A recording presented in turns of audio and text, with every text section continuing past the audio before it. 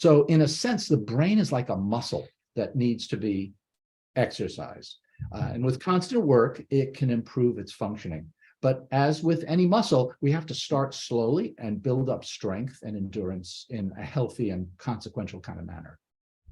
Memory work can also help to improve brain functioning as we age, which is part of the reason that I'm continuing to memorize stuff and reviewing things that I already have from memory. So I want to start off with a little experiment. And for this, I'm going to use a PowerPoint. So I'd like you to, I'm showing you these letters, and I'd like you to just memorize them. I'll give you about 10 seconds.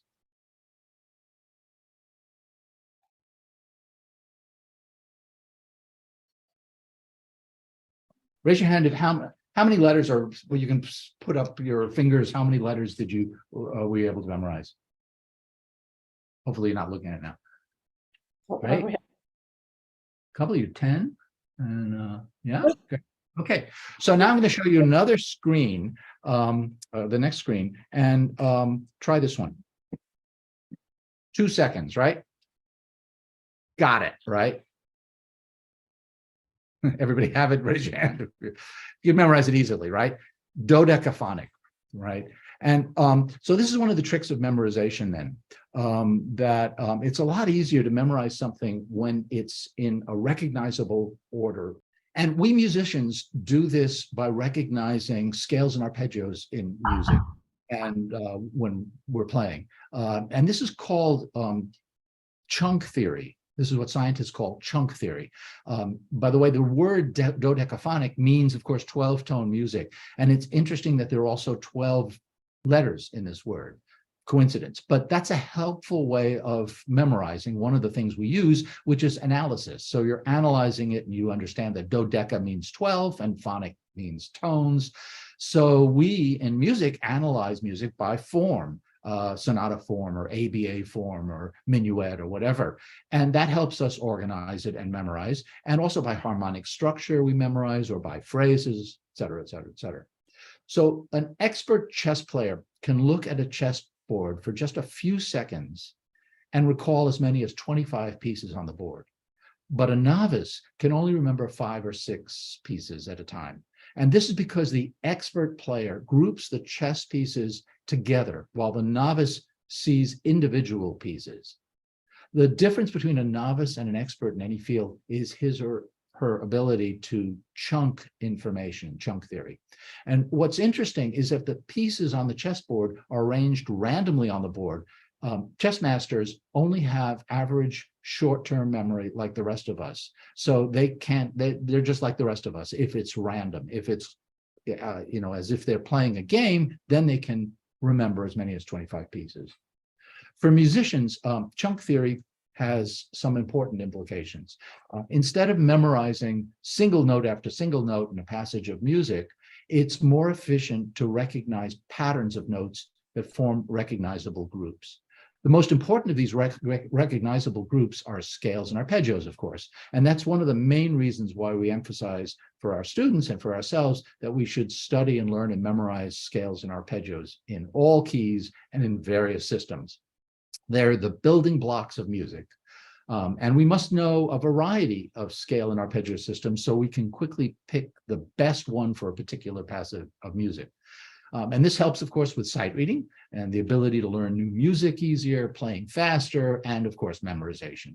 So instead of reinventing the wheel for every new piece, we can build on the foundations that we already have studied and learned. And the more easily we can recognize the patterns that are deeply embedded in our memory, the arpeggios and scales, the easier we can learn new music. So here are a few key points that we're going to keep coming to for helping with memorization. First of all, it's important to memorize, if this is important to you to do it at all, it's important to memorize some music every day, whether it's even just a measure or a phrase or a line of music or an entire page. The brain really needs daily exercising and massaging. And as I said earlier, the brain is like a muscle, and the muscles, need to be exercised all the time, regularly. Next thing is, don't memorize too much music at one time. Take it slowly and accurately. As we'll see when we start working again on this theme today, I'm not going to be asking that everybody has the whole thing memorized by the end of the session, but if you can memorize a couple of measures, that'll be great. Take it slowly, accurately. Everybody is different in this, and you just have to figure out how much you can do each day, even if it's just a measure, but it should be every day. Okay, so the first thing I said was memorize some music every day. Next thing was don't memorize too much music at one time, take it slowly but accurately. So the third thing now is make sure you know the basic building blocks of music. So scales and arpeggios, of course, as I mentioned before, this is a big part of the success of memorization, as well as sight reading. So there are lots of different scale systems. You want to start small with this. If you've never done memorized any kind of scales and arpeggio system, I mean a complete arpeggio system, start small, 1 octave, that's fine. Then add 2 octaves, then thumb position, then 3 octaves, then 2 and 3 finger scales on 1 string, then scales with rhythms, then the around system, then scales in thirds, then scales in sixths, then octaves, then modes, etc., etc., etc. I mean, it's just really important to have lots of redundative kind of ways of playing scales and arpeggios in different ways.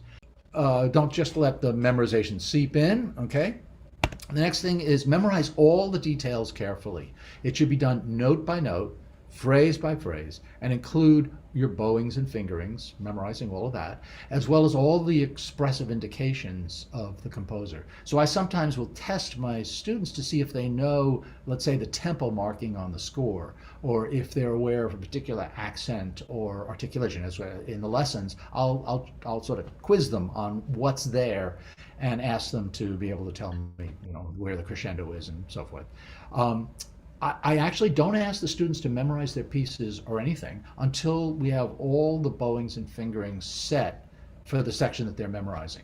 Otherwise, it's very frustrating and time-consuming to unlearn something that you learned with a particular. And at this point, we're not trying to do, in this point of my own students' development, they're mostly, not, even through college, they're mostly not doing, knowing the notes, but just figuring out the fingering or whatever on the spur of the moment in the performance.